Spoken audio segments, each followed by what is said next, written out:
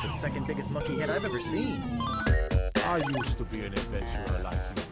Then I took an arrow in the knee. The definition of insanity.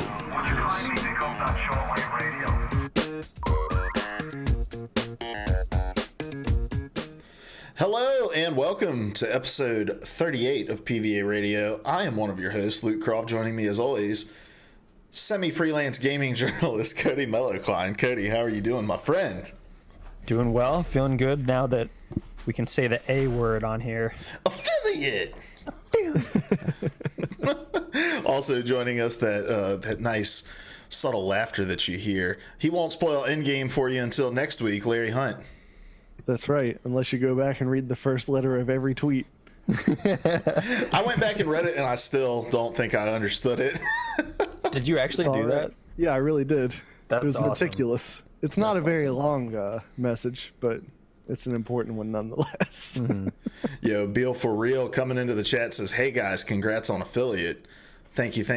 So we, I guess we can kick it off with a little bit of housekeeping here at the top. We did achieve affiliate earlier this week. We have applied for it. We have been accepted. We now have a subscribe button over on our Twitch channel. So if you want to support the stream, you can head over there, hit that little subscribe button. We have our badge icons. We're waiting for our very first emote to be approved that just says Kaffa, Kaffa, Kaffa on it. So, so we're waiting for that to get approved. But once it's approved, you'll have access to that emote as well. But before we get into any of the other housekeeping, let me just say this is PvA Radio. We get together every week and each of us brings one of the biggest gaming news stories of the week to the table, and we have an in-depth discussion about it. Consider it your collaborative audio feature article, or your CAFA, if you will. And Larry, what do we want people to do with that? Tattoo it to your forehead. And we want you to use the emote once it's approved. Oh, yeah. that as well. And then if you can't catch us live over here on twitch.tv/PVA Radio every Wednesday at 9:30 p.m., you can catch us on podcast services everywhere: Spotify, Google, Apple Podcasts, not Apple Music. And then also on youtube.com/PVA Radio. What's the one we automatically got put into? Luminosity was the one that we got automatically put into. So we use Podbean, right? Podbean had a lot of controversy a couple years ago because they would just automatically set up pages for podcasts that weren't hosted on their site. So they were pulling the RSS feed like a lot of different podcast services do. But they were also setting up pages that made it appear that their podcast was hosted on Podbean. They did it with the Lore podcast. So I don't think they do that anymore. And that's not what Luminosity did. They just allow us to be found on their platform. So cool. All right, guys. How is everybody doing today? Larry, you said you've had a rough one. Yeah. I'm exhausted. It's been a difficult parenting week, which cascaded into difficult mornings, which cascaded into difficult work. So. And I just got home from work 30 minutes ago. Well, we have a lot of great gaming news lined up to discuss today, and I think that's going to put you in a much, much better mood. So some stories more than others. Yeah. It's the exercise of talking about it that will bring you the joy, not the stories themselves. Yeah, true. All right, guys. Well, let's see. Other housekeeping here at the top. Just want to keep mentioning that we are starting to maintain more of a regular schedule over here on our channel. I will not be streaming tomorrow night, however, because I am recording the first episode of a special project that I still have in the pipeline that is still not quite ready to be announced, but it will be soon. So no stream tomorrow night unless that ends at a decent time and I feel like I still have some energy to hop on. So if I do, it'll be around 10:30.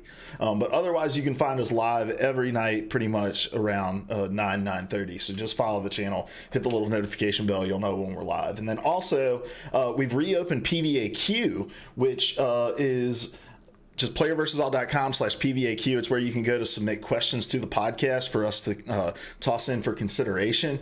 If your question gets selected on that, you're entered to win a monthly giveaway for a chance to win a $20 PSN, Xbox Live, Nintendo eShop, or Steam gift card. We do have a couple questions we're going to cover from that. Those people will be submitted in for the giveaway that will happen the final week of May. All right? That's all the housekeeping I got there, guys. Real for Real says special project hype. It is going to be hype. I'm is very hype. excited about this project.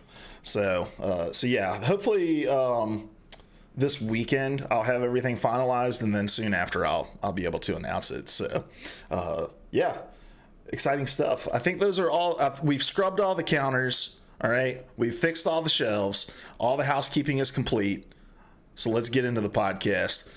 Like we get into every podcast with what have you been playing, Cody? And I see that Luke hasn't been playing anything this week, so let's start with Cody. Boom! How do you like it? It makes me feel bad, but that's the point of it all, right? So, It's shame. yeah, I forgot to fill that out. Cody, what have you been playing? No. We're already on you. Oh, okay. We're starting with me. All right. I'm sorry. I like how the hosting responsibilities have just been completely commandeered from me. So I appreciate that. It's insurrection. I played a lot of Overwatch this week. Played the Division 2 on Monday night, which was a ton of fun. Chat was popping, song request was popping. Larry and me suck at that game. We get killed a lot. And we rely on Ben to tell us everything that's happening in the story. So We don't pay any attention. no, we're halfway through a necessary. mission. We're like, so what are we doing here? And then Ben could be making shit up for all I know, and we believe him. Well, the answer is always shooting people. Yeah, True. A That's what lot, we're doing. with far more bullets than it should take to kill a real live human being. Or So- lighting people on fire. That's one of True. my favorite options. That is true. Larry does that a lot. I will say this, like, I like that game a lot. Like, gameplay wise, I have a blast with it. But it's not just that I'm not paying attention. It's just that it is genuinely hard for me to follow the story in the way that it is presented. Mm-hmm. And the whole UI is a mess. I love that game, but it is a mess. It's just confusing for me. I'm too ADD to keep up with what's happening. Just light everybody on fire. That's all I can do. And then I'm continuing my playthrough of Diablo, but I don't have anything really new to say about any of that. So I'm going to take the hosting stick back, if that's cool, and I'm going to thank Circle Hunter for the Twitch Prime subscription. The way we're going to handle sub shout-outs for the show so that it's not super annoying for podcast listeners is we'll do that between segments. So if people, follow or subscribe to the channel, we'll give you a shout-out as we're moving between topics. So, but yeah, Circle Hunter, thank you so much. Cody, what have you been playing? Primarily more Assassin's Creed Odyssey because I bought the DLC, the big season pass, because now the first episode of the last DLC is coming out, so I'm working my way through that. That game's just a whole heap of fun. I'd kind of forgot how much I enjoyed that game after taking such a long break from it. And it is interesting because I think I see it, when you play a lot of that game, you like any Ubisoft game, you kind of start to see the cracks and the repetition. And especially after I played all of that, I marathoned it, and then I played Red Dead. And after playing Red Dead, playing pretty much any other open world game is a lesson in like how far ahead of the curve Rockstar is in terms of crafting open worlds. But I'm still enjoying my time with it. I love my Cassandra. She's awesome. And I do like the kind of Witcher style approach they've taken with side quests and actually making them kind of beefy and meaningful. So I'm still enjoying my time with it. Do you feel like the Red Dead world is double the size because your character moves at half the speed? I genuinely, that probably is a large part of it. But I think that world is also just large. And I don't even, like, when I mean Rockstar approach to open world, I don't even mean size. It's just like depth and like the kind of dynamic nature of it. Yeah, But I was just think, talking shit. I know you were, and I'm trying to guide us back onto a path that's not a path of shit. But Pop Off said that's honestly such a good question. I think it's probably a bit of both. Yeah, definitely. Trekking through mud Look, usually makes your journey slower. I'm talking shit about the Red Dead. I still haven't beat Red Dead. I need to. But what I've played of it, I really enjoyed. It was just the game's It's so slow. It's so slow. And this whole like, it's just intentional. It's the old west. You're just moseying. I'm like, it doesn't matter. It's still just really slow. Slows, yeah. Yeah. Also, it took me entirely too long to figure out what echo meant in these show notes. Because you type ACO, and I was like, echo? Is this like some new game? Yeah. And then I realized it's I just Assassin's actually Creed. mistyped AOC, Alexandria Ocasio-Cortez. I was just going to talk about her for 30 minutes. I New understand. documentary on Netflix. I know. By the way, after playing Red Dead and then going to Assassin's Creed, it felt like I'm taking cocaine. Like everything is so much faster. Like you move probably 50 times faster than Arthur Morgan. Yeah. Yeah. Bill for real says I had the same thing. It was a good slow, but I had to take a break from it. Yeah. Yeah. Yeah. I listen to audiobooks a lot now, and especially like books for work when times are slow. And I listen to them on like 1.5 speed. And so the other day I was like, I'm going to go back down to 1 and see how it sounds. And I think audiobooks in general are recorded like at a slower pace anyway, because people are trying to be really intentional about pronouncing the words. But I felt like I had like just woken up. Like it was so slow. It sounded super unnatural. But I imagine that's how it felt when you jumped into another open world game after playing Red Dead. Yeah, very much so. All right, Larry, what have you been playing? I played I played the Division 2 with you, of course, and I've already said my 2 cents on that. But I also played a lot of Apex this week, and I had a great like 24-hour period where I had like 5 wins and multiple games where I had like over 6 kills, over 1,000 damage, which for me is pretty good. I don't know what really good at the game looks like, but for me, it was really good. I had a blast, killed lots of people. I played a couple of games with some small children. They were pretty good at it. Oh, you cut out there. What was it? They were good though, so I stuck with them. Oh, okay. Okay. Yeah. And did you play with me this week, Luke? I don't think I played Apex. Trying to remember. We had that was last week. We won games back. We already talked about that last week. But, yeah. The problem is we do the show on Wednesdays now, and it feels like way more than 7 days happened between our last podcast than it did when we were doing it on Mondays. So I don't remember if we've played in the last 7 days. I don't think we have. Yeah. But I love that game, and I'll play it all the time, even if I don't have friends on, which is real out of character for me. Yeah. All right. Which, I mean, let's be honest. How many friends do you really have to be on? So. Oh, man. We're both. Oh, man. He's cutting in and out, too. Oh, no. No, I'm here. Okay. There he there is. you are. There he is. There he is. I'll never leave you. In a contemplative stance. You're back there. I'm just in a shit-talking mood tonight, guys, so I apologize if I hurt your feelings, you don't have to Cody. apologize. That's gonna be awkward talking about these topics then. I think I can balance the professionalism with the shit talking. right. So We'll see. All right. Well, let's. I think a little both is needed for some of these topics. Yeah, that's true. Depends on who you're shit talking, I guess. Yeah, that's very, very true. All right. Well, let's jump into it, Larry. I don't think we have any follow-ups for this week because last week was a super light news week. So let's jump into it, Larry. What is your topic for us?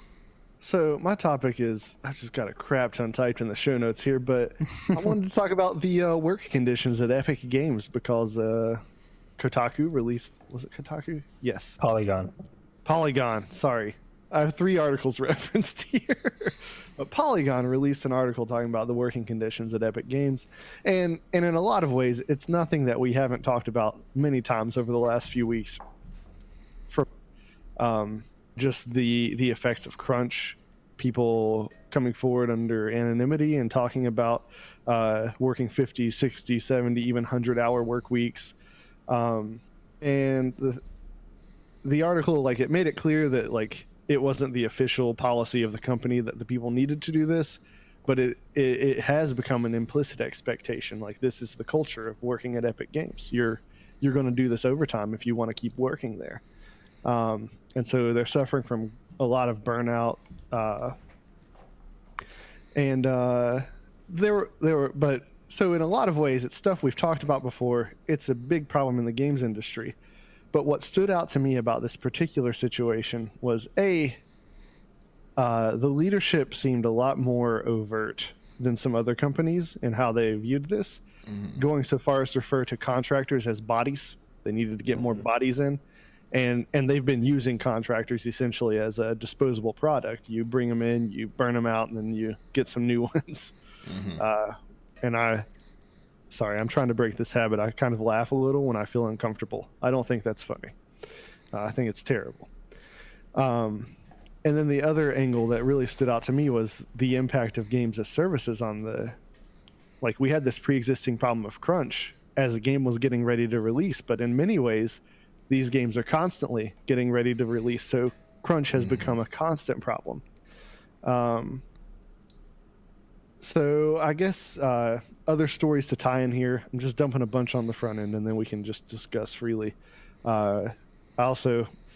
Cody rightly pointed out it would be good to tie in the things that came out about Riot Games. Theirs wasn't so much crunch oriented as a culture of sexism and harassment that hasn't been adequately dealt with, and people there were have been preparing to stage a walkout because of Riot's handling of the situation. And then let's start there. So that's a lot already.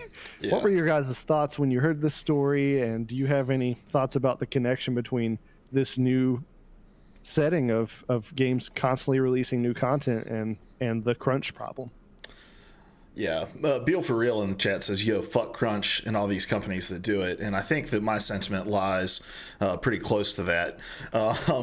I always come back to the idea that crunch is an issue in games development, mostly because of poor project management and because of people who make decisions regarding timelines and deadlines who have little to no knowledge of the work that's actually being done in order to accomplish those. So when you think about the companies who are known for the worst crunch, right? You're talking about companies who are beholden to shareholders, who are in like fiscal calendar years where we have to get games out in X amount of time by X date so that it can be on the books for this year or whatever. And those people are the ones that are driving some of these expectations, and or even, you know, people at the heads of these studios that are just disconnected from the labor that's required to get things across the finish line that are making these. And so I don't think my thoughts on crunch have not been stated on this show in the past, but I think it is an avoidable problem at the volume with which it's seen in the industry. Do I think that there are bound to be seasons where you have to work a little bit more, a little bit harder? Absolutely. But this whole idea that just like, all right, guys, for the last 5 months of this project, we got to stay on for, 70, 80 hours a week in order to get this done. Like, that's poor planning and poor management, and that needs to be addressed. So I think that's kind of where I'll start. I've got plenty more thoughts, but yeah, I mean, I don't want to repeat anything you've said, Luke. I think we've all stated our opinions as it pertains to these kind of working conditions. Developers deserve better, and I'll continue to bang the drum for unions and unionization as we continue to talk about this stuff. At the risk of navel gazing, I will say that I think I've heard a lot of people saying another one of these stories, we have to keep on hearing about this, and I think we do have to keep on hearing about this, and reporters continue to have to reporting on this and getting the testimonies of people from companies as large and as significant as Epic in order to get this stuff out in the open so that actual change can happen. Mm-hmm. To your point, I do think, and we'll talk about this, I think, at length, but I do think this is in a lot of ways, this is a different kind of example of this, because I do think that crunch has been prolonged due to the nature of the game that Epic is creating. Mm-hmm. And I guess that's where you're talking about how games as a service have kind of exacerbated these problems, because development no longer just takes place over the course of the duration of the game and then the game is out.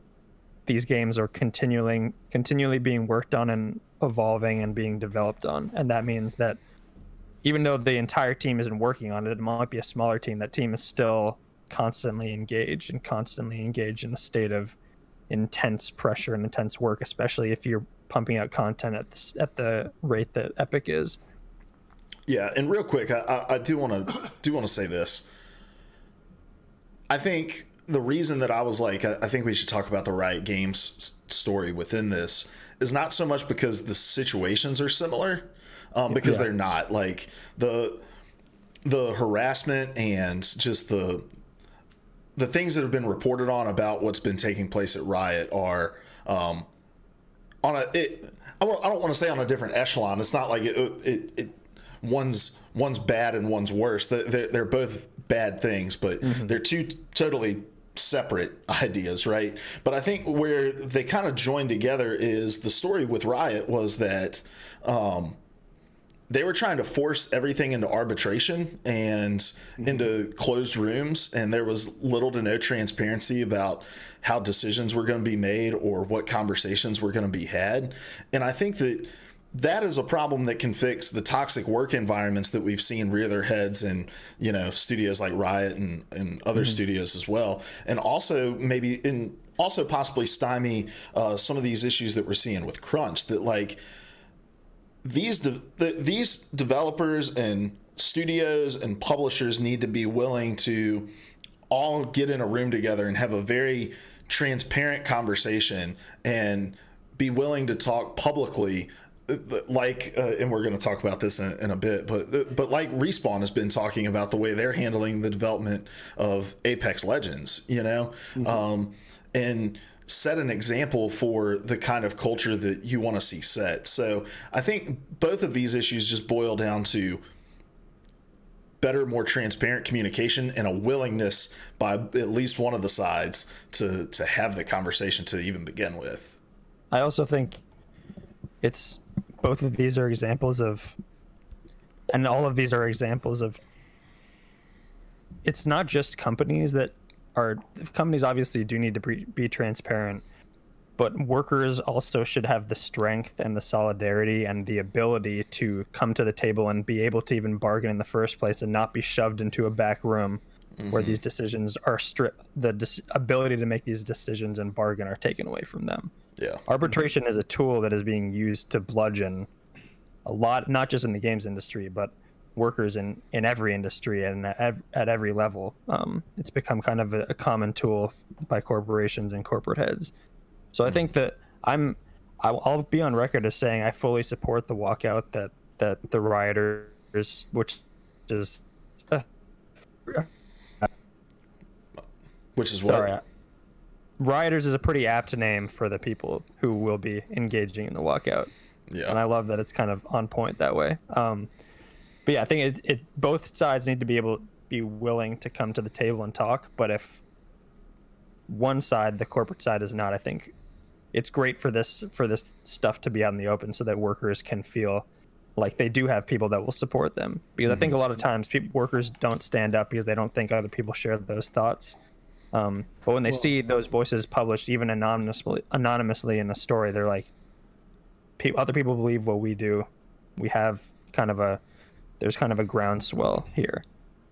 And the Polygon article makes it seem like Epic has done a good job of really squashing any kind of person that chose to speak up. They gave multiple examples of people speaking up and then being gone shortly thereafter, even to the point where they talked about one of the anonymous people talked about how they would come into work and see that one of those people was gone and say, "Hey, where's so-and-so? Do they work anymore?" And wouldn't even get an answer. People would just make weird looks because we don't talk about that. So this is so important for it to be brought out in the open for sure. Well, and you mentioned, them being referred to as rioters, and I do like how kind of on the nose it is for what's hopefully about to happen there. But also, it was a little disconcerting seeing the corporate side use that phrase as well. And I think that that's a tool that a lot of corporations use in order to maintain the control over their people without making it feel like a corporate thumb. It's that idea of like, oh, it's just a big family here, you know? Yeah. And I just don't buy into that bullshit anywhere. Like, at any company that is of any size, like, at the end of the day, you are an employee of this company. You're not a family member. Like, so I ran a business for 2 years, and we had employees as well. And the two guys I ran the business with, they wanted to be like, yeah, we're family. Like, you know, us as owners and our employees, like, we're family. And I was very hesitant to like adopt that language, to the point where I never did adopt the language, because to me, it's so easy as an owner to get in that mindset of like, oh, these are my friends and my family. Like, so when I ask them to do something, it's a favor, you know, and like, it's easier to take advantage and manipulate people when they feel like, oh, well, they care about us. And it wasn't that I didn't care about my employees, but I cared about them enough that I think that I tried to draw a distinction between the roles. Mm-hmm. And I think that seeing the corporate people at Riot refer to the employees as rioters in this kind of like endearing buddy rubbing elbows kind of way, it was almost like, it almost felt like they were saying, oh, those kids over there. And it left a bad taste in my mouth. Mm-hmm. Another thing that I kind of wanted to draw, well, I mean, we've touched on it already, but with this issue of crunch being exacerbated by the games of services situation, one thing that stood out to me in the Polygon article was the way that Epic will immediately respond to even negative reception of changes that they make. Like, not like they will immediately address glitches, but they will also, if they put something out and people hate it, they immediately begin getting rid of that thing. And on the consumer side, like that's been praised. Like, that's been great. Everyone loves that. And it's because we don't think back to, all right, some dude finished this job, was maybe about to go home, and then somebody upstairs is like, hey, actually, you need to get back to work, because it turns out everyone hates it. Yeah, real quick, like, we talk a lot about the systemic issues within the industry itself, but like, you're right, Larry, this whole games of service thing has compounded this issue multiple times over, and it almost feels a little cat's out of the bag at this point. Like, and because this isn't just an issue of development, it's also just an issue of human nature, and it's a part of our human nature that we can't overcome, and that is that we constantly have to be fed new shit to consume in order to feel engaged in something. Like, I think about Apex Legends, right? And I was one of those guys who saw the battle pass and was like, oh my gosh, are you kidding me? Like, there's really nothing to this battle pass. They expect this to be the thing that keeps players on board. So like, I even fall into that mindset. And the faster Epic goes, the more they make this the expectation rather than, you know, the exception to the rule. Yeah, I think as consumers, we constantly have to balance because I think it's the reason why people are so willing to overlook all the shit that Amazon does and all the shit that Google does.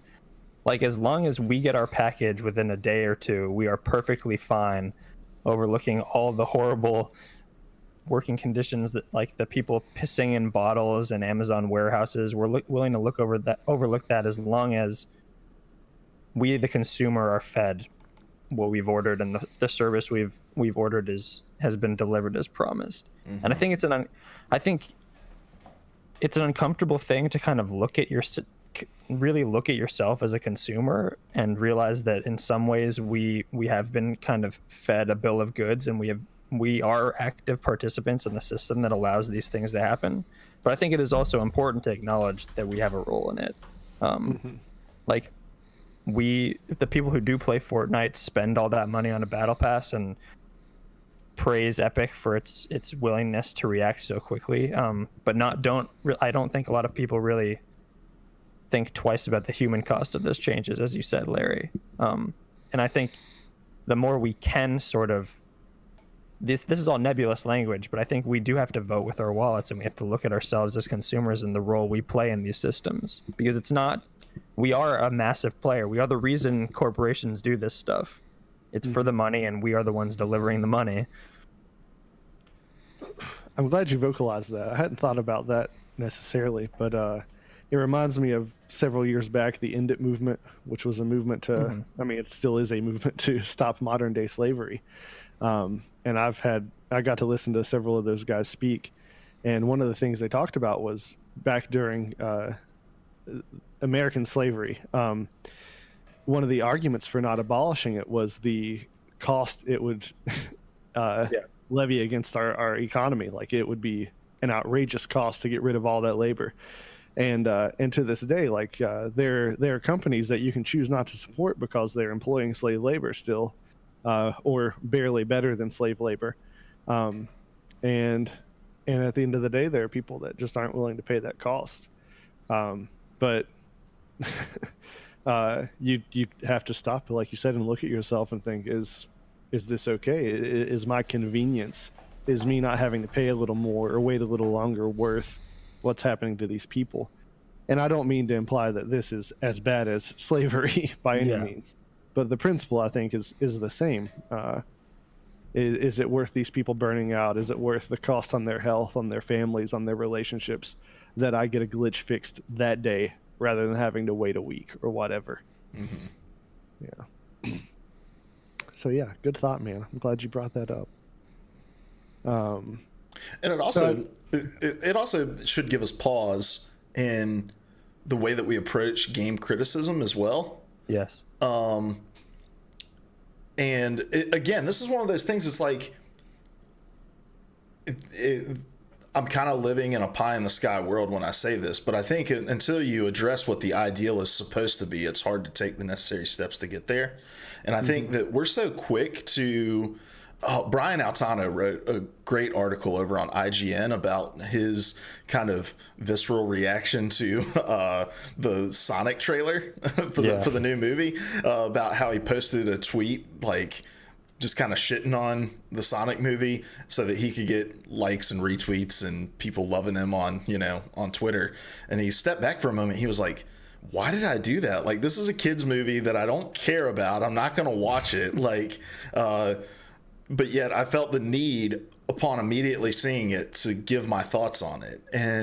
But we do that with everything, right? Like, going back to the battle pass for Apex Legends, like, immediately your thought is, oh, is this enough? Is that enough to keep the player base engaged? And like, look, that's a fine conversation to have or whatever, if you approach that with like critical analysis and you're not just being super critical of it, like to just shit on it. But we're so quick with a hot take on anything, and it's showing that like Epic is listening to those things. And you think about like, oh, we're going to push this patch and put this grenade launcher in the game. Oh no, they don't like the grenade launcher. We're going to back that out. Like, that sets a precedent, and we need to be more careful with our online presences. And again, is this going to happen? I don't know, but if we want to start to make a difference, the small step is to be more thoughtful in the way that we approach how we talk about games. And this is something that I can be better at, but it's a great place to start. Certainly. Yeah. Bill for Real says, heck yeah, unions. Good topic for today, Labor Day. I did not even realize it was Labor Day. Wait, Labor Day? It has a U in it. Is it in Canada? Yeah, is it our Labor Day or there someone else's Labor Day? Great question. It's not U.S. Labor Day, It's right? not U.S. Labor Day. Our Labor Day is always on a Monday, so that the bosses can get us back to our desk on Tuesdays. True story. So the last thing, and we've touched on Respawn several times, but just I think they're very much worth talking about in this conversation because in a lot of ways, Epic Games wound up in a difficult situation not to crunch in. They released this Battle Royale mode and it exploded overnight in ways that nobody predicted, right? And they struggled to keep up. And I'm not trying to excuse the crunch. I'm just saying that I understand the crunch in the beginning.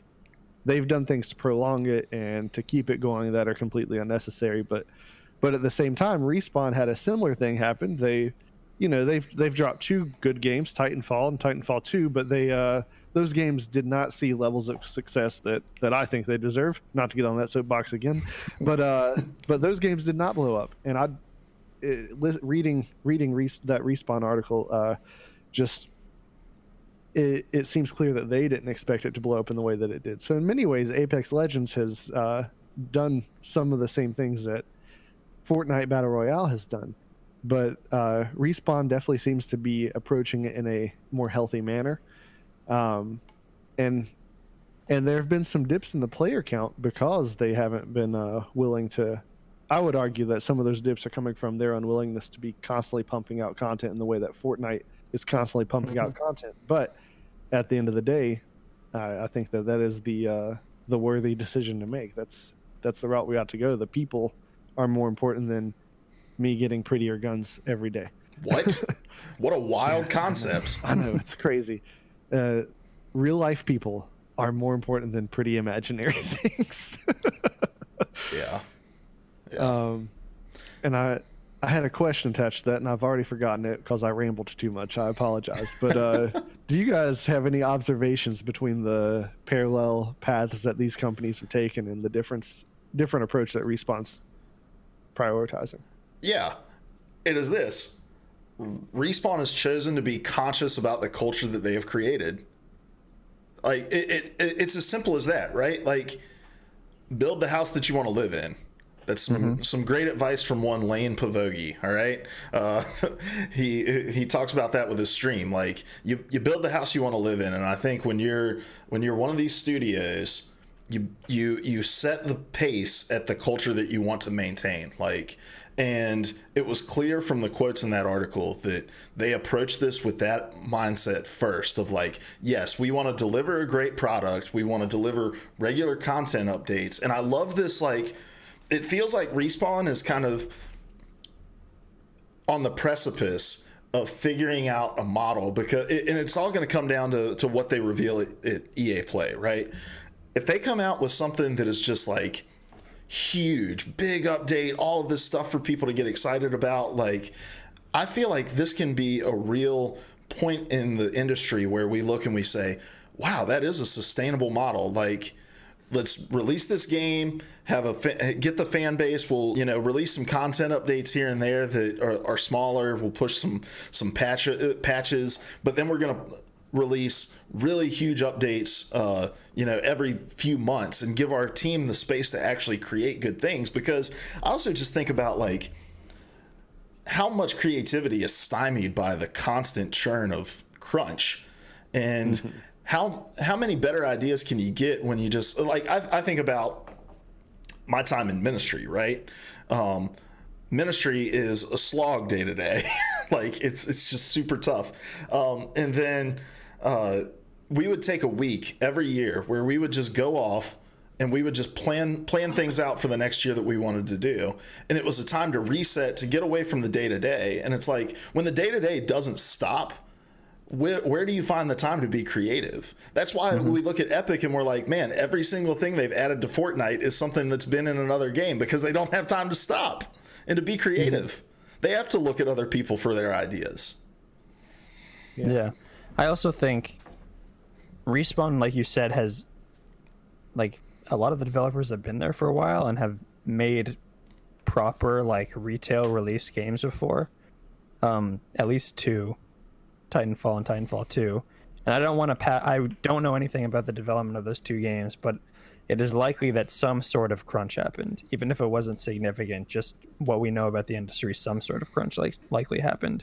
And so to see them like understanding the pitfalls of the industry and taking active measures to kind of ensure that those things don't happen on a game that has a much longer tail than those other two games they've released is certainly, I think it's certainly worth celebrating, worth acknowledging as like a standard that more companies should be following, especially since they know everybody's been comparing them to Fortnite. It would be really easy for them to fall into the trap of trying to keep up with Fortnite, but I think they're confident enough in their ideas, but also confident enough that if they treat their employees well, I think good things will follow for the game.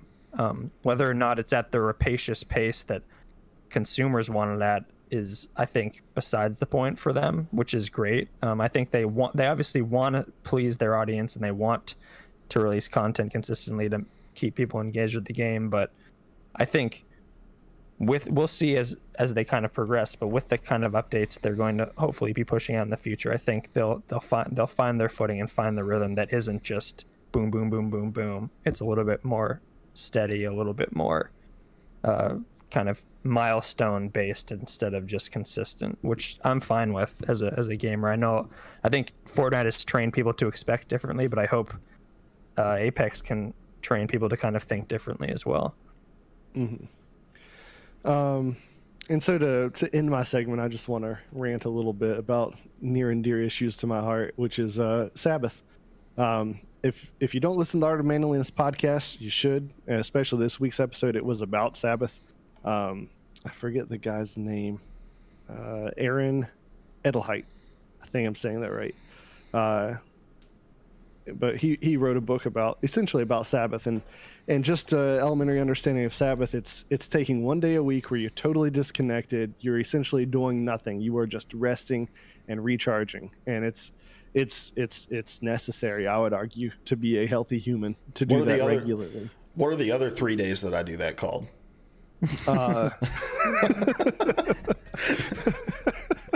There he is. Oh man. I had to get it in there. We've been on like 25 minutes where I've had to be serious.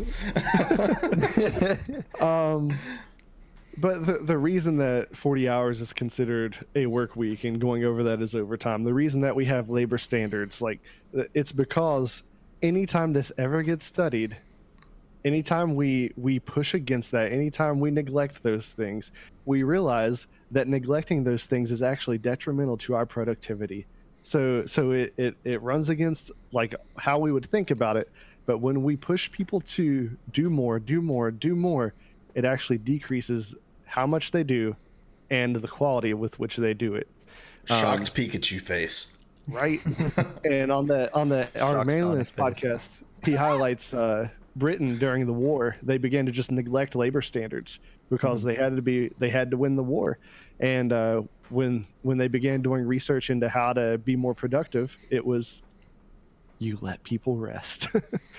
I think it's been a while since I looked at these stats, but if you work over 60 hours in a week, it takes you a week of decreased workload to recover from that as far as your productivity goes.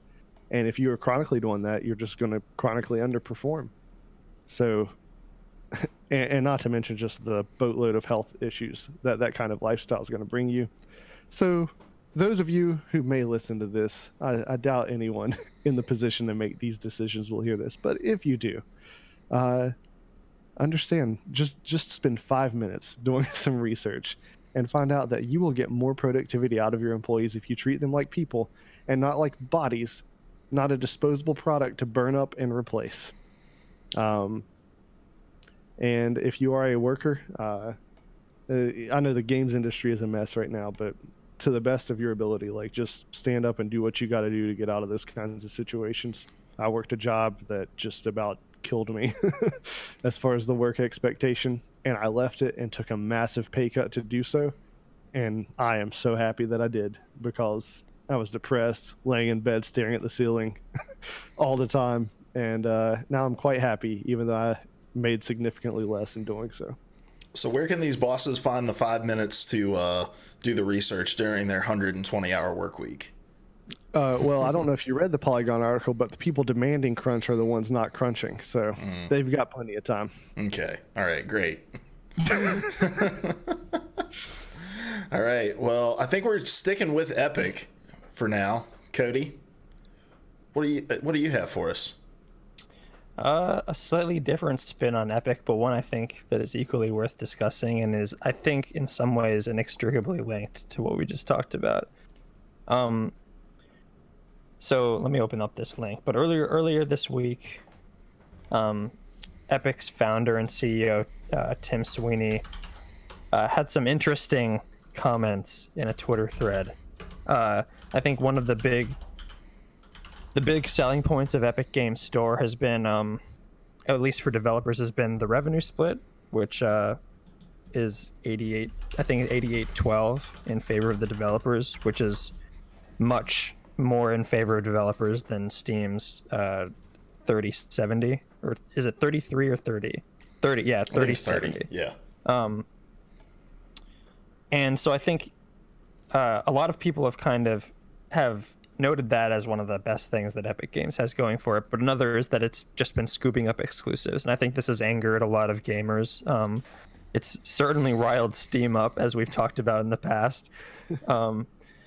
And so Tim Sweeney took to Twitter, and he was kind of responding to a couple comments. But I think the one that attracted the most attention was his comment surrounding that revenue split, and how it he hopes it sets a precedent for the PC gaming space. And in a response, this is per IGN's article about this, but you can find it on pretty much any site. I'm quoting Tim Sweeney's tweet here. He said, "A permanent 88% revenue share for all developers and publishers without major strings attached. Epic would hastily organize a retreat from exclusives while honoring our partner commitments and consider putting our own games on Steam." Now, that comment understandably got a lot of attention, despite the fact that it was just a comment on Twitter and a thread with some random person. And I think it's worth talking about this in a variety of ways. And we can kind of run down this as kind of a business move, as a PR move, and I think that's probably an olive branch to gamers. But what are your overall thoughts on this statement? Because obviously it's a very, very, like, he's trying to draw attention, very much so. I mean, he's the CEO of this massive company, but also this is very much an ultimatum towards Valve in an interesting way. What do you guys think about this? So it's very hard to shift gears. Yeah. But I mean, I think the sentiment is great, and were Valve to take him up on it, I would hope to see him stand by it. I'm not optimistic that Valve will take him up on it. But I mean, the Epic can be wrong in one way and right in another way, right? And I think this is definitely right. Anytime that the producers of the games have the opportunity to get more for their work, I'm going to support that. That's great. I like to see that. Yeah, I agree with all that. I think, but I also think that this statement was made knowing that Valve has zero interest in doing this. Yeah. Right. But it's a great PR move, because with every single exclusive that Epic is, the Epic Game Store has scooped up, they have received the brunt of the vitriol that's that the gaming industry has. People aren't blaming Steam for this; they're blaming Epic for it. Even as recently as today, when it was reported Epic is buying Rocket League developer Psyonix, and it's going to ultimately remove the game from Steam once they do that, because, well, duh. But what this does is it puts the ball firmly back into Valve's court and says, hey, look, we have given them the out to where Steam won't lose out on any games due to exclusivity to the Epic Game Store as long as they were to do this, but they're just simply unwilling. And it gives kind of this like place this reset point we can always go back to when this conversation starts. Now, did they maybe cut their legs out from under them with the buying of Psyonix, because that's a totally different kind of play, different kind of move? Maybe. But at the end of the day, if we get down the line and it turns out like, oh, Cyberpunk 2077 is going to be exclusive to Epic Game Store, and there's all this backlash against it, Tim Sweeney can just reiterate like, look, yeah, we're continuing to pursue this. We've told Steam what it would take for us to not pursue this anymore. Take it up with them. So I think it's kind of brilliant, honestly. It is. I think it's a total power move. Yeah.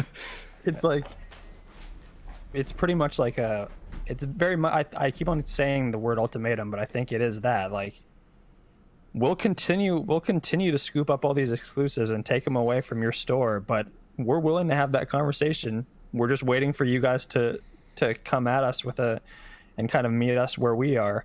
I do, like, more than anything else, I agree. I'm glad you guys both also say that Steam is never going to do this, or not, at least in the near future, because they're not. But I think this is most blatantly a PR move, and the way it was kind of presented was very much in that vein. But it's also notable when this occurred, I think, and this is where we'll kind of circle back around to Larry's conversation.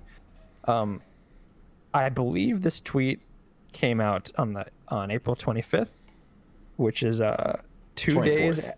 24th. Oh, even better. It's a day after the Polygon piece was published. And I won't jump to conclusions and say that one is an immediate response to the other, but it certainly draws attention. If shit is raining down on you from on high in terms of publicity, it's usually better to present people with another shiny object they can latch on to, and this is certainly a shiny object. And let's just point out, all right? So this was in response to a tweet from Georgie Delchev, right? So I'm gonna pull this up on our video Please feed do. here.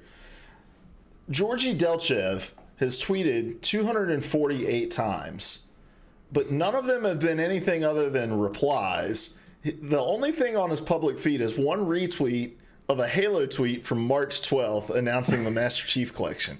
He has 50 people that he is following, and 7 people that follow him. And so it really seems like Tim Sweeney went out of his way to find somebody that was talking about this in order to reply to him. Exactly. That's Circle total Hunter. PR mode. That's total PR mode. Circle Hunter says, keep in mind the way he worded it, consider putting our games on Steam. No guarantee by any means. Exactly. Right. Yeah. Right. Well, very that's careful language. That's not the carrot, though, right? The carrot is we're going to stop getting this game. Now we're just going to start fucking buying the studios. That's why I don't even think the Psionics move really pulls the rug out from under whatever he was saying. I think it's a very thinly veiled threat of saying we're willing to go even further. If you really want to continue this war, we're willing to go further. I'm super curious about the financial details of that deal because Rocket League's a big player, when it comes to microtransactions. They have really popular esports, relatively popular esports. So I don't imagine that was a cheap thing. I think Epic is certainly flexing a little with that move. Yeah. I do want to double back to the olive branch to the gamers because, we're referencing all of the people who have been very angry at Epic for making games they wanted to buy on Steam exclusive to Epic. And I've talked about that a bit. I feel like the whole thing's a little ridiculous. Just like I have to download another free client to buy games through. Oh no. And if you're in that boat, if I sound unsympathetic, it's because I am, but that sentence didn't end as well as I thought it was going to. Man, that was terrible. But my point is, I don't know about an olive branch to make these gamers feel like, I don't know if that's the right word, but I do think that it may force even more self-reflection of, should I really be angry at the studio that's offering a better deal to the people making games? Yes, and I don't think it'll exactly. convince most people, but I think it'll convince some of them. Gosh, dude, here's the head of the nail right here, right? Mm-hmm. You see that? Mm-hmm. Boom. You just hit it. And I think that every time this comes up, Tim Sweeney just needs to go on Twitter anytime people are bitching about this and be like, if this person was to offer you 70% of all of your sales and I come and offer you 88% of all your sales, who are you going to go with? Yeah. And there have been a couple games that have said, we were able to make our games because of the Epic Game Store, because of the money that they received either through the exclusivity deal and through the revenue share. I do think it brings up an interesting question about, because I'm a little sensitive to this. Look, First Stream as affiliates, we're going to talk shit about the affiliate program. All right, you ready? Yes. No longer affiliate. But I think it so it's about all right, well, how much should a platform holder be taking from the creators who make that platform successful, right? And I think that that's a conversation that we can have around this, because Steam has looked at their value and said, our value is 70%, 30% of everything that you make off of your game sales.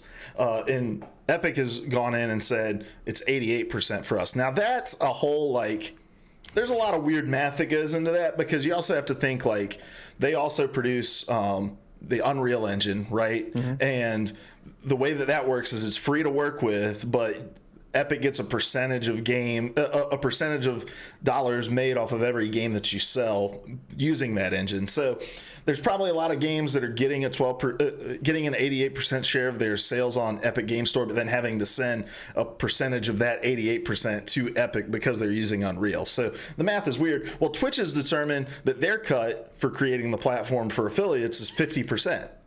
So for every $5 you spend on a sub, the streamer gets $2.50 and Twitch gets, $2.50. So you can argue what you can argue one way or the other, like, what's the value of the platform holder, the platform, the creator of the platform, and then the value of the creators on it. But the difference here is that Twitch doesn't really have a competitor who's putting the pedal to the metal, right? And holding feet to the fire. Like, whereas Steam has operated so long without that, and now that there's another player in the space, I think they're reeling and they don't really know what to do. I think Freefall may be overstating it a little bit, but I do think there is some panic going on in their meeting rooms when they're talking about this. Because how do you respond? They never responded to this, like, right? Am I wrong? No, not that I'm aware of. Yeah, I don't think they've responded. So it's like, how do you, other than to say, we're not going to do that. We really don't care how much the developer, like, there's no good way to respond to this. That's why it's brilliant. Yeah. I will say, kind of circling back around to what you were talking about, Larry. I think olive branch is probably definitely like a hyperbolic term. It's probably more extreme than this move deserves, but I do think the response both from Steam and from the audience on Steam, and I'll say specifically the review bombers, has probably and explicitly justified the decision a lot of the developers that have chosen to go exclusively with Epic. It's justified that decision. I think it was Randy Pitchford who straight up came out and said, like, after seeing the review bombs for Borderlands 2, he's like, we're really glad we went with Epic to launch our, because we're avoiding all of that toxicity that would have been there as well, even if we had launched our game on it. Go back 2 or 3 weeks when we covered this story and play what I said about it. I was like, your review bombing and your baby screaming over here is not going to convince anybody that you're the platform people should go to. Like, oh yeah, we should really cater to these fans that are shitting on our old games because of an advantageous decision we made for ourselves and our workers. Yeah. Oh, it's an example of the destructive effects that this kind of new breed of, I don't even want to say new breed, but like kind of evolved hyperbolic breed of fandom has kind of incurred. I think the people who are yelling are calling themselves fans when in fact they're kind of in some ways the most destructive part of that fandom and are kind of the ones that are tearing it down from the inside. And that's a totally other discussion. It gets away from the core of what we've been talking about, but I think Epic in this move is I just want to reiterate, this move is absolutely brilliant from a PR standpoint. And I think I also brought this up because I figured someone else would be talking about the horrible work conditions at Epic, but it's worth acknowledging that these companies are multifaceted and these topics are complicated, and I think you can say that a move like this is brilliant and acknowledge that Epic can improve and should improve. I think those are two parts of the same conversation, and that's both worth having. It's called nuance. It's called nuance. I know. I don't believe in that. It's 2019. Yeah, look it up in the dictionary. That's your word of the day. Nuance. Yeah. All right. Well, I want to continue.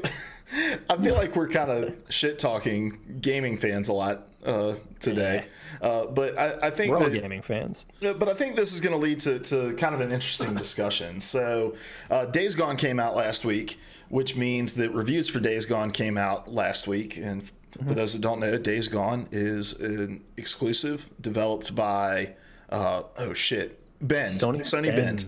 Sony Bend, who has not released a new game on console since Splinter Cell, right? I believe so. I'll look that up. Yeah, look that up. Make sure. So it's been several generations of consoles since we've seen a console game from Sony Bend.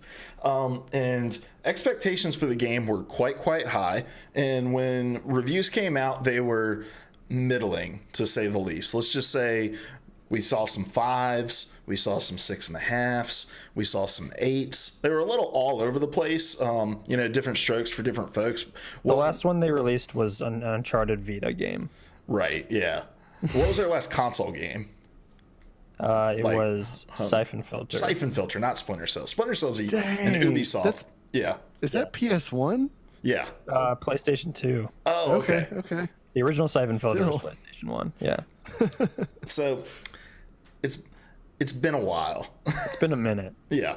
I don't so much want to talk about the reviews because to me, we've talked about reviews on the show before, like, hey, somebody didn't like it, somebody did like it, you may like it, you may not like it, you know what you like, you know who you agree with. Like, find the reviews from a place that you connect with and just read those. But I did want to talk about the reaction to the reviews. So the review embargo was lifted like 24 hours before the release of the game. So there was a 24-hour period where people were reading about the game and reacting to the reviews without having played the game. And I want to note just some interesting things that I read in response to these reviews. Now, these are from Twitter, from Facebook groups I'm a part of. One of them said 6.5 with a screenshot of the IGN. I want to get this right. I'm going to pull it up. I have the screenshot on my phone. Because it was that ridiculous. Hold on. All right. IGN gives Days Gone a 6.5. I was expecting a 7 or 8, which is already low for a Sony exclusive, but wow. To which I replied, I said... Of course you replied. I said, were you aware of who would be reviewing the game before the review was released?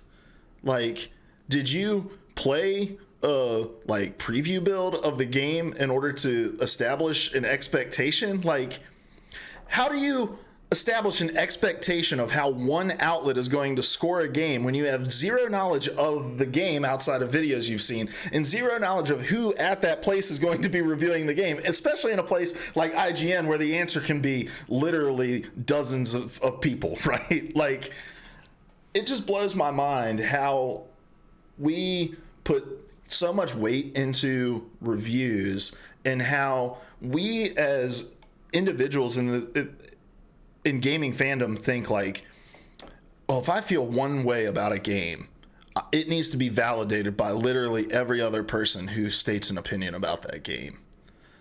And so I don't really have a question to kick us off here. It's more so just how do you guys feel about this? Did you see any of this kind of reaction to the Days Gone reviews in that 24-hour period, or any other examples of things like this? Because this certainly isn't the first game where it's been like this. But just your thoughts on how we tend to react to review scores before we have any hands-on experience with a game. So I actually didn't witness any of this. I don't know what was going on. But reading about it after the fact, it is just kind of ridiculous. Like, you tweeted a sarcastic tweet. I can't remember the exact wording, but it was something along the lines of, I can't believe everyone in the world doesn't think the same way I do about these things. I don't remember the wording, but He's about to pull it up. Yeah, I got you. You keep going. Hold on. I have a lot of fire tweets between now and... But yeah, just and I'm guilty of it in the past. I've matured a bit in recent years, but I think about the time that you said that Star Wars was just okay. I was like, what? Yeah, it's silly. People feel different ways about different things, and it's nothing to get angry about. I said, I hope to one day require that all game reviews validate my own unsubstantiated opinion about something. Yes. Like, yeah, go ahead. Sorry. And it. Sorry, I lost my train of thought. Say what you're going to say. It'll probably come back. No, I mean that's simply what it boils down to. Is like, I think. Oh, go ahead. It's one thing even to like if a reviewer is, and this hardly ever happens, but if a reviewer is just obviously like not giving the game proper treatment, like that's something to get upset about. But oh yeah. But when it's objective, I mean, as objective as a subjective thing can be, but when it makes sense, it's within reason. Like to get mad about that, it's just nonsensical. Yeah. Yeah, I think I do want to say. So I know I've written game reviews. And Luke, you've written. I think you've. All three written of us have. before. I think all three of us have written reviews, so we know at least what goes into the process. So I think this will have some bearing on our conversation, but I do think people inevitably drift towards opinions that justify their own opinions, and I think it's hard. I'm guilty of it sometimes too. I'll go to a site that looking for a review for an album that just came out or a movie that just came out, and if I see that it's if I see it drifting towards the negative, I might kind of just cut out, and I'm like, oh, they thought it was negative. Okay, I get it.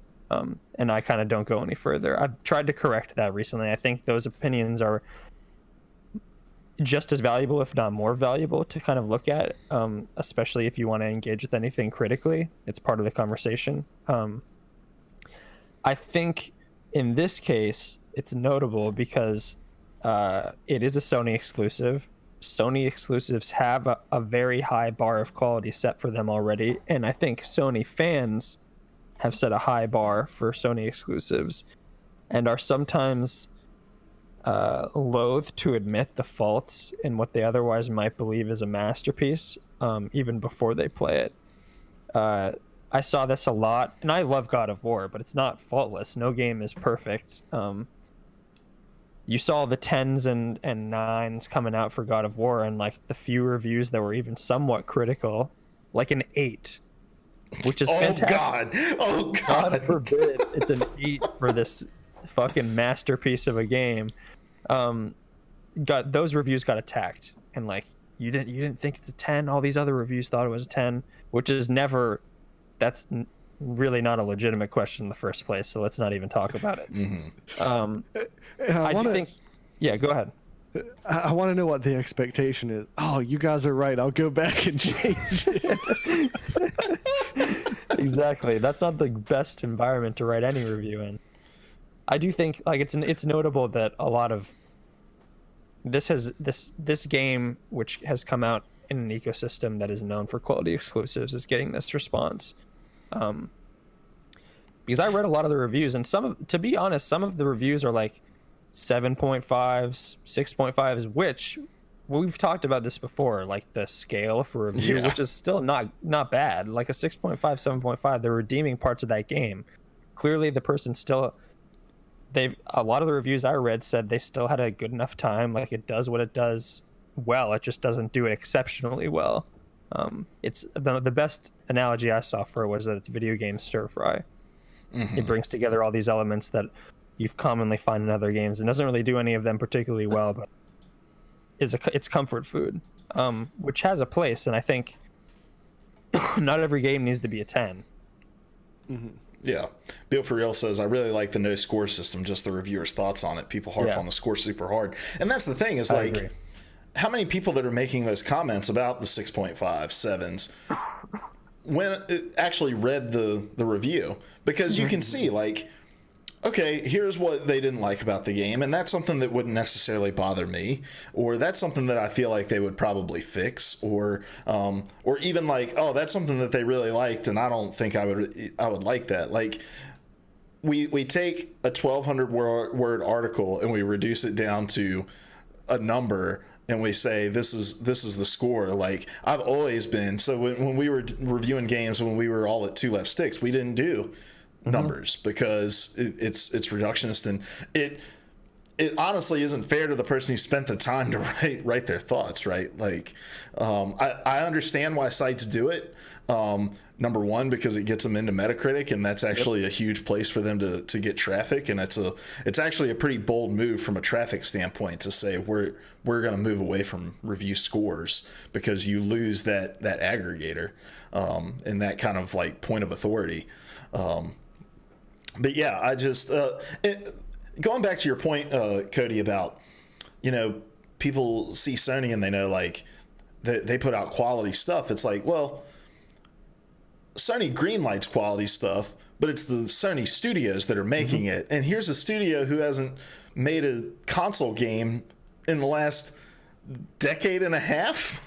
Almost, you know, like, so what kind of expectations could you have? And I always thought, and we're getting more into my opinion than anything, but like, I always thought in looking at the Days Gone stuff, like, this just doesn't look that compelling, you know? And that was the assumption that I drew, but you don't see me looking at scores that are like, that give the game a 9 and being like, oh, I was expecting more of like a 4.5, you know? Like, it's asinine. It is, and I think a lot of I love reading preview coverage more than I even love reading reviews, because I think that's often a great barometer for adjusting expectations, but also a way to see how opinions can evolve over time. I've seen preview coverage where, and you saw with Days Gone, original preview coverage, very much not favorable about that game. It didn't run well. It wasn't really that compelling of a concept. It was very much like kind of a post-apocalypse, like Sons of Anarchy meets The Walking Dead, which it in essence is. But I think they changed a lot between those initial previews and when it was previewed next. People were a little bit more like, oh, maybe this could be fun. There's some redeeming parts of this game, and I think the reviews ended up reflecting those opinions. And I think that's a great way to kind of check your expectations, or at least pay attention to what expectations could be if you start seeing all these previews coming in. To be honest, I didn't really see much of a. I mean, I saw like YouTube ads for Days Gone. I didn't see like the flood of accolade trailers that you saw with God of War, that pull quotes from preview coverage and from like all the E3 awards or whatever. Which you can take that for what it's worth. It depends. But the marketing for this game I felt was somewhat reserved compared to other Sony games, which may have been telling and may have clued people into as to what their expectations should be. Yeah. I think too, just when was this game announced? It's been a long time, right? It was announced the same year as For Honor was announced. Because that was the E3 year that the Miami shooting happened, and there were all those rumors that there was going to be a Red Dead Redemption 2 trailer that was supposed to play at the end of Sony's press conference, and then they apparently changed it to a Days Gone like hands-on playthrough or something like that. So yeah, it was 3 years ago. I think that was 3 years ago. It's 15 or 16. Yeah. It went into full production in 2015. Yeah. So, Shortly after. and the reason I bring that up is just, and we're going to get into my opinion for a moment, but I'm going somewhere with it. Like, this game has always kind of felt like anachronistic. It's sort of missed its window, right? We're past the zombie craze. There's just too much of it, and I say that as the biggest fan of zombie media that he really is. He really is. He loves it. And I'd love to play this game, even though it hasn't had 10s across the board. But as all games should. Correct. But the reason I bring that up is, like you said, this has been a generation of excellent Sony exclusives. And every time you do have a 10, it raises the bar a little. And I feel like, if this game had launched several years ago, it might have been more groundbreaking, more memorable, but when you have so much success, like this can't be a 10 next to God of War. This can't be a 10 next to Horizon Zero Dawn, and we shouldn't think poorly of it because of that. It's okay for a game to just be good and not a mandatory playthrough epic experience. Okay, I do want to push back on a little something here. This whole Sony has released all these excellent exclusives. Now look, I'm gonna put this at the front. Sony has released a lot of really fucking awesome exclusives here. They have also released Knack and Knack 2, all right? They have also released the Order 1886. They have also released... The Order 1886 isn't real. That didn't happen. It was a fever dream. They also released The Last Guardian, which was underwhelming. The Last Guardian. But I'm talking like relative to the expectations, right? Yeah. They've also released Drive Club. They also released the new Ratchet and Clank game, which I had a ton of fun with, but I don't think met a lot of people's expectations. So all I'm saying is, like, not every single Sony exclusive has been a 10 out of 10 game. Like, God of War was great. But the ones that have been soaked up so much, yeah, exactly, that they have become synonymous with the quality that Sony is achieving. Right. Especially when you compare it to all of the Xbox exclusives of this generation. Pause for...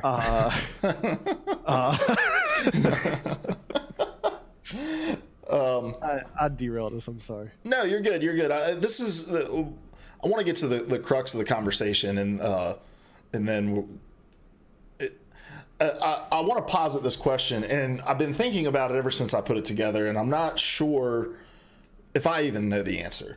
So I think what we're meeting here, right, is a failure to temper and maintain expectations, and a failure to set appropriate expectations from like the developer and publisher side. And so the conversation I want to get into is, what responsibility does a company have to temper and set expectations for a game, and what responsibility do consumers have to do that for themselves? Like, and so I guess the best way is like to kind of just run through a little stream of consciousness here.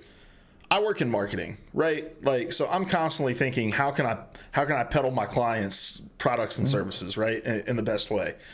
And I don't deem it a responsibility of mine to communicate anything less than the most stellar ideal picture of what it is that I'm trying to sell for my clients. And you can think that's dishonest or what have you, but I'm paid to move products and services and to get enrollments and sales and signups. Like, and so when I think about that, I'm like, a company has a responsibility to itself and to its employees to make their product seem like this is the greatest thing since sliced bread. It's going to be awesome.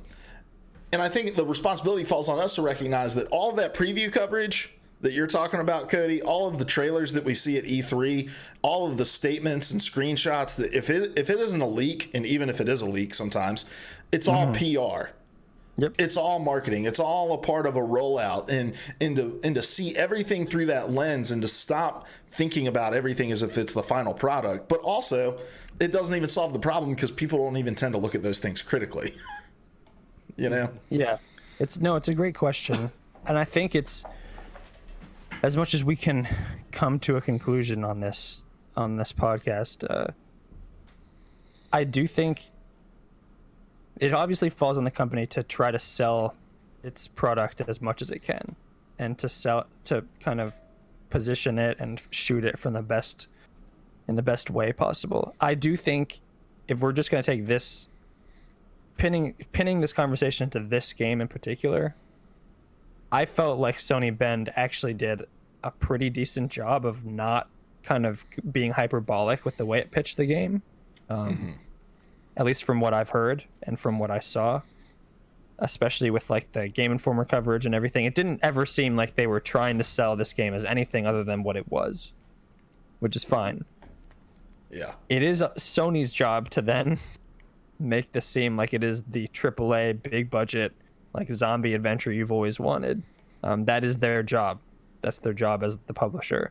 I always think that it's best to look at that stuff with a grain of salt and to consider it critically, because I think to be a smart consumer, you have to do that with everything. And it's really interesting to have this discussion, especially after we just got like two of the biggest cultural events of the year, between Endgame and like an hour and a half episode of Game of Thrones, both of which came with their own sets of expectations that were either raised or set by the companies pitching them and marketing them, and by the fans themselves. It's always best to come in with realistic expectations that are set by yourself, because you're thinking about what you're seeing critically and through the lens of, yeah, this is PR bullshit, or yeah, this is appropriate marketing. It's always going to be the company's job to sell this to us. That's what they do. And we have to consider that with everything that we see. The best games journalists are very upfront about the fact that what they're seeing are 2 hour, 3 hour, maybe hour and a half vertical slices of a game. Or they were set loose for an hour and a half, but what they did see was kind of still somewhat restricted. That's the best previews acknowledge that and can acknowledge the limits of expectations set by that. So I think it's a lot of people coming together to kind of measure expectations, but I do think it's best to be as smart a consumer as you possibly can and be as critical a consumer as you possibly can.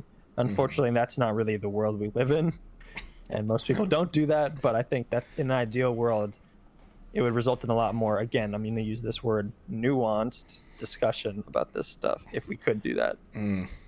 Cody, I was really expecting a 7 or 8 out of that topic, and I was met with a 6.5. Yeah, it's more like a 6.5. Any other thoughts, Larry? On the company side of it, I agree. I can't fault a company for presenting the game in the best light it possibly can. And where it becomes an issue for companies is when they begin to misrepresent the game, which I agree. I don't think that this happened with this game. Like, I don't know how you come away from what we saw on the front end and expected this game to be like an 8, 9, 10. Like, this looked like a standard zombie game to me, and I think that's what was delivered. Where a company gets themselves into trouble is when they make it look like it's more, bigger, better than it really is. And the thing that stands out in my mind is the first Destiny. Just, they did a terrible job of tempering expectations. And a lot of the negative coverage that followed on that game was the direct result of the misrepresentation of that game, or the failure to communicate that things had been scaled back. Including the first 6 episodes of the Player 3 podcast.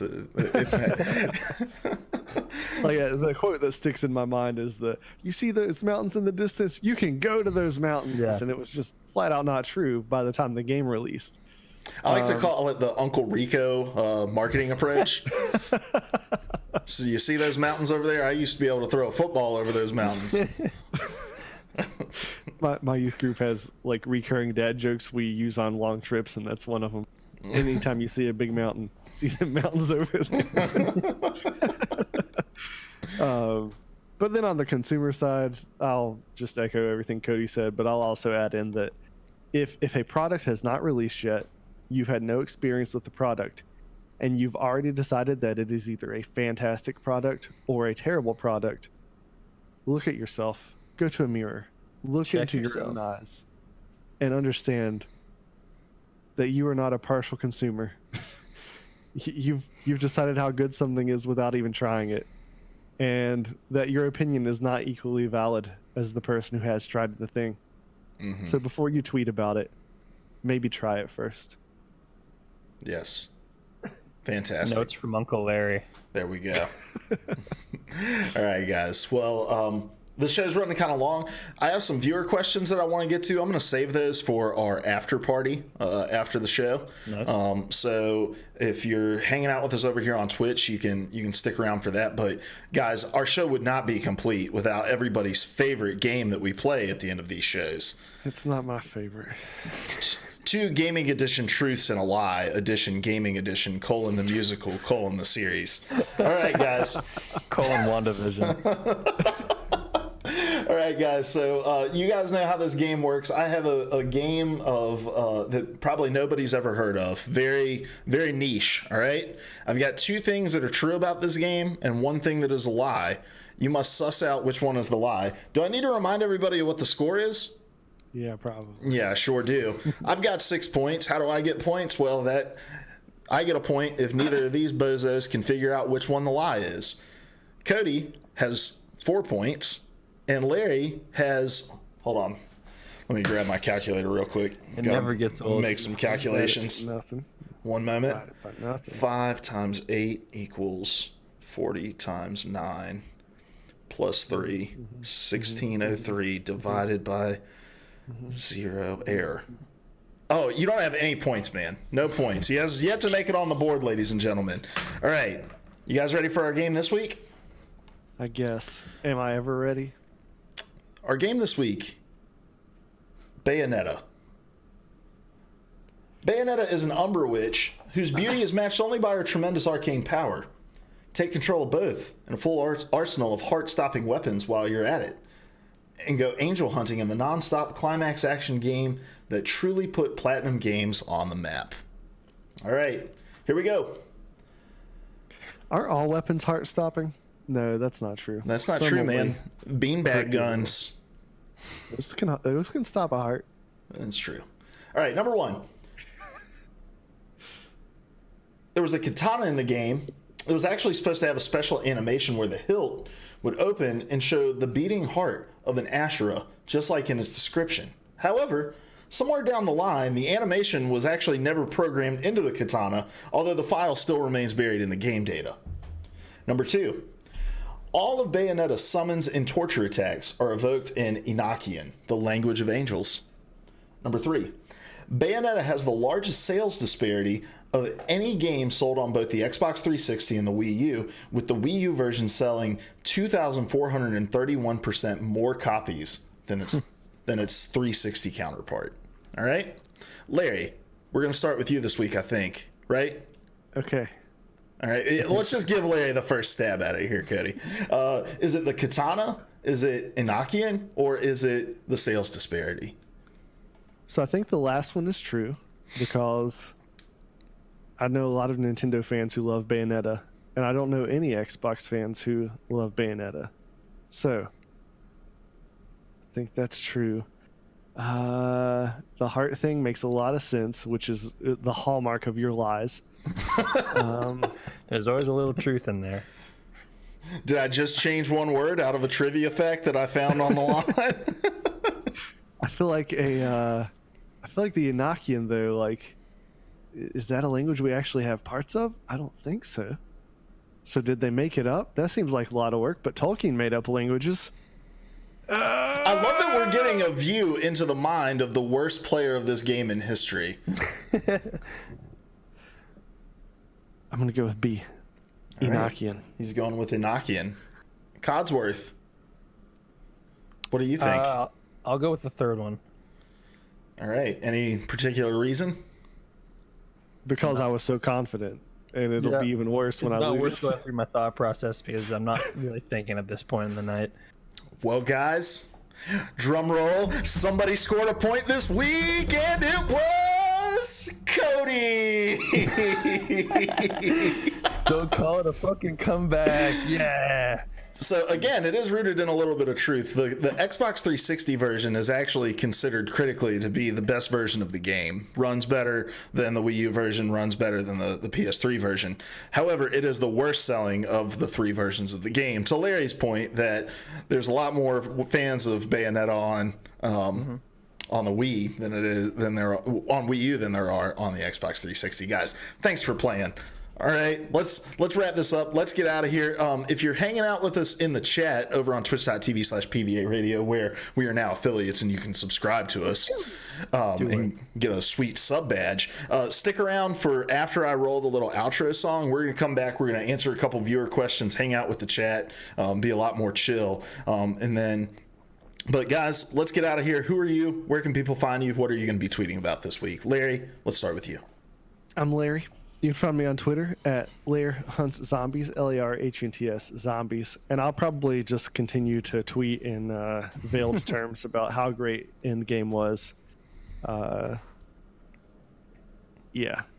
All right. Cody? I'm Cody Malakline. You can find me on Twitter at ProElectioneer. I'll probably just end up retweeting Larry's thinly veiled spoilers for Endgame because I love that movie too. All right. I'm Luke Croft. You can find me on Twitter at Hoagie_OW. And this week I'm going to be tweeting about how I had really great expectations for next week's episode of this show. All right, guys, this has been PvA Radio. We get together each week. Each of us brings one of the biggest gaming news stories to the table. Then we have an in-depth discussion about them. It's your collaborative audio feature article, your CAFA, if you will. And Cody, what do we want people to do with that? Tattoo it, just part of it on this cheek, part of it on that cheek. Yes, and also spam the emote in chat when it's approved.